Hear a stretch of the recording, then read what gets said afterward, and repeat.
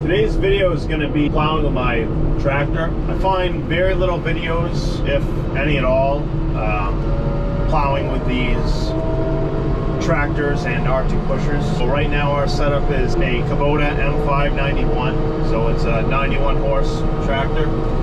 It has weighted tires. This thing weighs about 11.5, maybe even 12,000 pounds.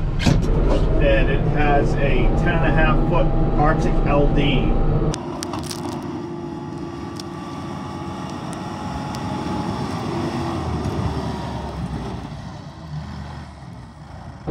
So typically people on YouTube, they plow with big tractors like this with metal pluses without front end loaders. Obviously that would be probably the best way to plow, but the only bad thing about that is you can't stack snow up high. So with this setup right here, I still have my loader on, and this is just a quick attach. So this is going to allow me to actually stack snow up high. It's not bad. I have a shuttle shift, which I'm not really that big of a fan of, but it still does all right. Especially once you get good at it, it's really not that big of a deal. So I basically have 6 low gears and 6 high gears, and I keep it in the lower end of the high gears. So I'll typically have it like 7th or 8th.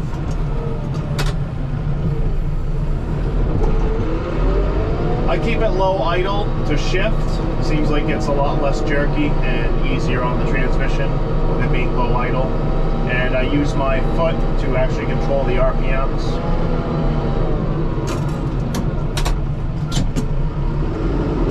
So obviously this thing is not as quick and efficient as a skid steer, but I still do think it does a pretty good job, and much better obviously than a truck.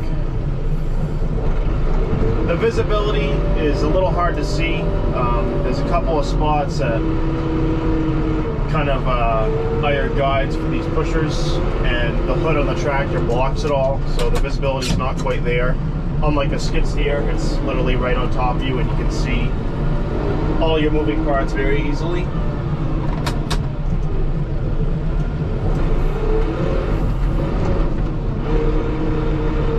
The issue with the tractor comparing to a loader is really its turning. So a loader, it articulates and allows for better turning and turning traction, and it also allows you to plow more as you turn. So as you can see here, I'm turning right now. So I've been having slight issues. I mean, nothing crazy. This is a pretty small pusher for this unit. I'd definitely recommend a 13 LD and not a 10.5. But anyway, when it's a little slippery, it does seem to turn pretty hard, but obviously a quick fix on that would just be changing your front tires, and then it would essentially be able to do anything. So that's really my thoughts on it. I mean, it's not as good as a skid steer, obviously. It's not as good as a loader because it can't turn as well, but definitely has plenty of pushing power. So to be quite honest, I think that if you were doing straight lines, you could put a 15-foot pusher on this, no problem. I think Arctic makes a 10.5, then they make a 13. I believe they make a 15.5 in their LD. And I really do believe that this could handle a 15 with a back weight on, no problem at all. Obviously, you'd have to have the right tires on. But that would be with chains. So obviously, it would definitely struggle to turn with the pusher completely full. But overall, this thing really isn't that bad. It's doing a lot better than I thought it would.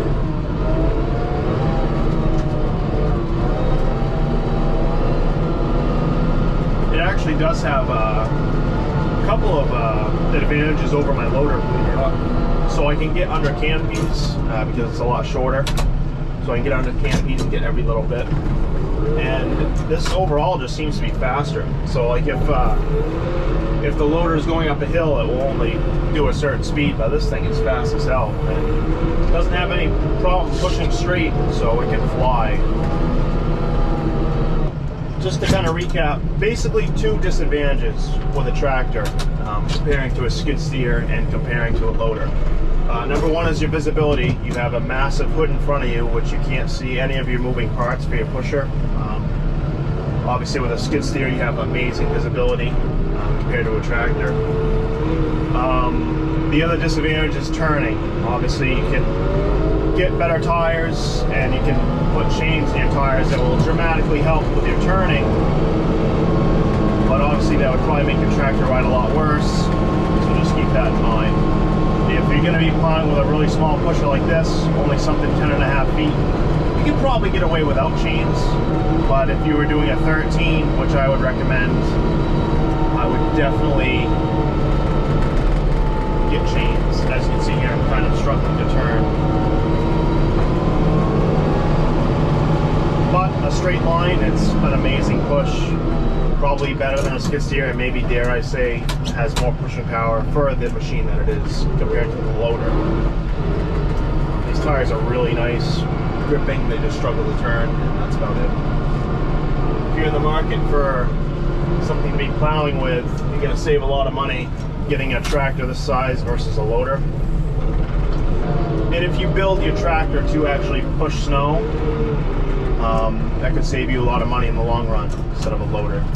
Transmission's not that bad once you get used to it. It's extremely hard to train somebody on this because it is pretty difficult and it's a lot more complicated than, like, let's say a skid steer. Even the loader is a lot easier to use than this. But once you get good with it, it's actually pretty sweet. So if anyone uses a tractor to plow, and if they have chains on it, maybe comment down below. I'd like to know how they ride and how much better it makes it. I'm assuming it would make this machine a beast. Really see zero videos on YouTube of guys plowing with setups like this. As far as the loader goes, it's a pretty heavy ass duty loader. I mean, it can pick up like close to 5,000 pounds. So I'm gonna assume plowing with this thing, if you're easy with it, isn't gonna be that hard on it. But I could be wrong. So the big advantage with my loader is I have the heavy duty Arctic, which can hold a lot more volume of snow. So I can literally do like figure eights in this parking lot, completely mount the pusher with snow. Obviously with this you can't, because the pusher is small and the turning isn't very good. So you can't really mount up your pusher like you can with a loader.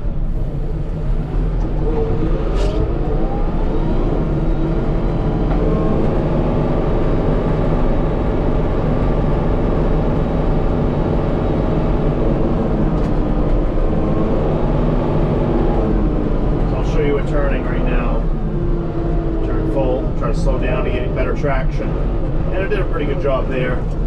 But obviously if you had slippery conditions or really wet, heavy snow, or a lot of it, you would struggle. So the top speed of this tractor is somewhere around 20 miles an hour. Obviously comparing it to a skid steer that only does like 12, it's quite the advantage.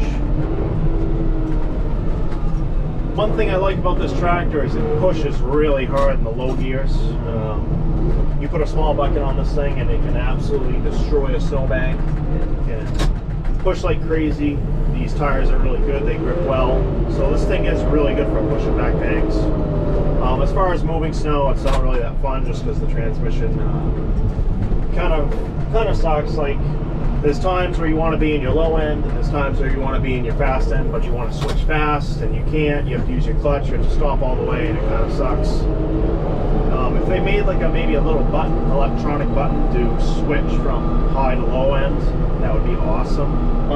Another good thing about this tractor here is it's a lot shorter than my loader, so I actually can turn around much better than I can with my loader. That's just another thing to keep in mind. I want to thank you guys for watching. Seems like my YouTube channel is getting a pretty good amount of subscribers. I think it's mainly from my short videos. I think those are pretty popular compared to my regular videos. But obviously, if anyone has any recommendations for my next videos or anything like that, please comment it down below. I really appreciate it. But yeah, other than that, it's definitely doable. Thanks you guys for watching. Another thing I'd recommend if you get this machine, get some custom wheel wells. I think you can get them from Canada. I could be wrong, but this thing could definitely use some wheel wells, especially when you're going fast down the road.